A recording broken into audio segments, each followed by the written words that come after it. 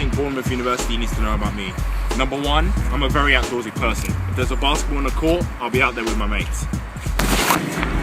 Travelling is also one of my passions. Hopefully after uni I'll be able to travel all over the world.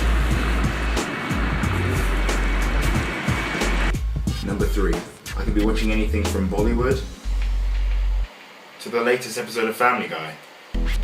A variation of genres allows for a variation of inspirations, and I take inspiration from everything I see. I take inspiration from everything I see, everything I see, everything I see.